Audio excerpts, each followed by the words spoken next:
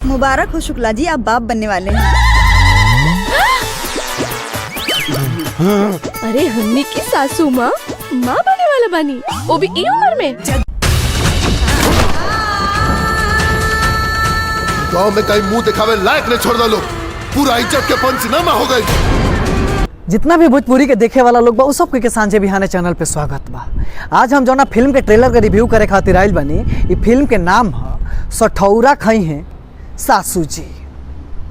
सठौरा खई हैं सासू जी फिल्म के एक्टर बाणे गौरव झा, देव सिंह और अवधेश मिश्रा जी, और एक्ट्रेस बाड़ी अभिनेत्री के रोल में बाड़ी ऋचा दीक्षित। सठौरा खई हैं सासू जी जे जे भोजपुरी समाज बा उ सठौरा मतलब समझ गई हुई। कुछ लोग और कुछ जगह पर एकरा के ओछवानी भी कहल जाला सठौरा के, और तब खियावल जाला जब कोई भी महिला के डिलीवरी होला, यानी महिला जब माई बने के रहेली तब सठौरा खियावल जाला, माई बन जाली लोग तब। तो ये फिल्म जौन बा कि सास खई हैं सठौरा, ये एगो समाज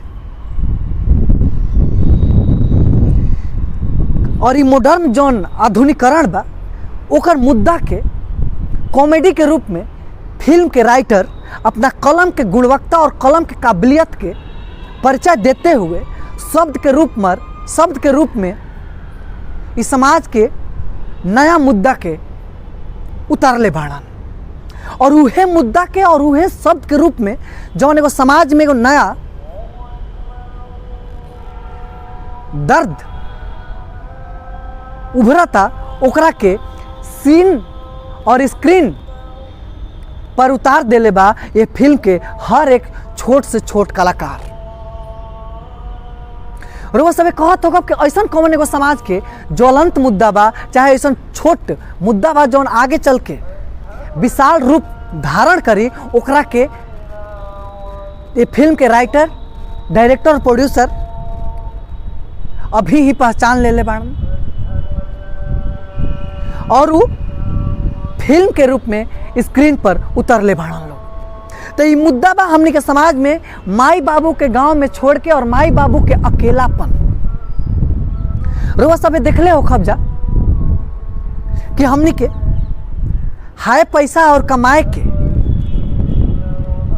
और भाग दौड़ के जिंदगी में ना दादा दादी के नाती नातिन के प्यार मिल पावता, और ना नात नातिन के दादा दादी के प्यार मिल पावता।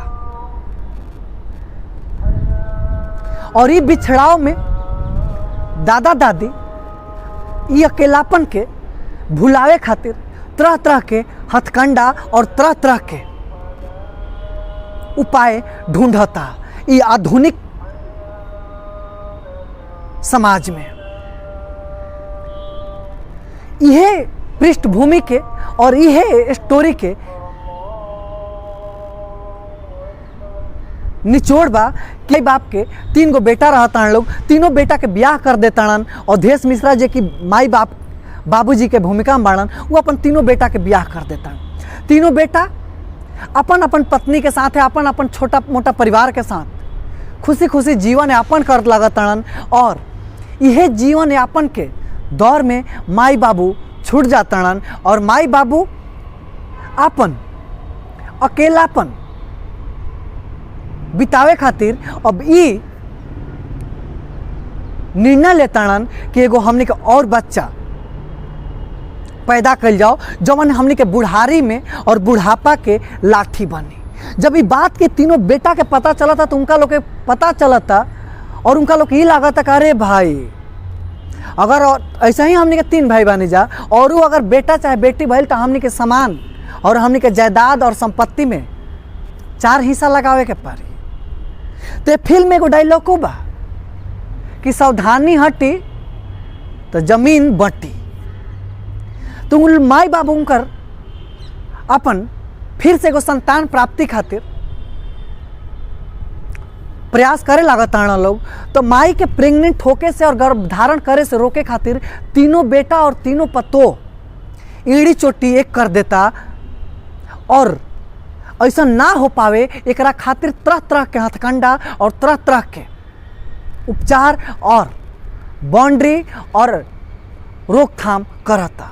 और माई बाबू के बस कोई नया संतान ना हो जाए एकरा से वंचित करे खातिर वो दोनों लोग के दूर भी करता, माई बाबू के भेंट करे से रोकता और का रास्ता और उपाय बनावता। ये फिल्म में कॉमेडी के रूप में दर्शावल गइल बा, जवन की चेहरा पर तो मुस्कान लेके आवता, लेकिन समाज में जवन एगो नया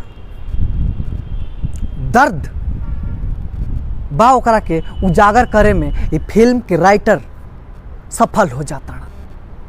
ये फिल्म में ना ढोढ़ी बा मिली, ना चोली मिली, ना जोबन मिली, ना घाघरा मिली, ना भी देखे के मिली, ना पेट देखे के मिली हीरोइन के, लेकिन समाज के वो मुद्दा को उजागर करता कि जे हर कोई आगे आवे वाला समय में सामना करे। और फिल्म के राइटर के सोच के हम तारीफ कर चाहतानी कि वो वक्त आवे से पहले इस चीज़ के भांप लेलस और स्क्रीन के और शब्द के रूप में कागज पर उतार दिलस, और वो हर शब्द के ये फिल्म के कलाकार स्क्रीन पर जिंदा कर देलन। हमरा तो बढ़िया लागल है, रुआ सभे के कैसा लागल है अपन विचार कमेंट बॉक्स में वह से बताइब जा। ऐसा ही भोजपुरी फिल्म के ट्रेलर, गाना के रिव्यू देखे खातिर सांझे बिहाने चैनल के सब्सक्राइब कर ली जा। अगर ये वीडियो रुआ सब है यूट्यूब पर देखा था नहीं जाता। तो आज के वीडियो में इतना ही, अगला वीडियो में फिर मुलाकात हुई, तब तक खातिर हमरा के विदा दी जा। नमस्कार।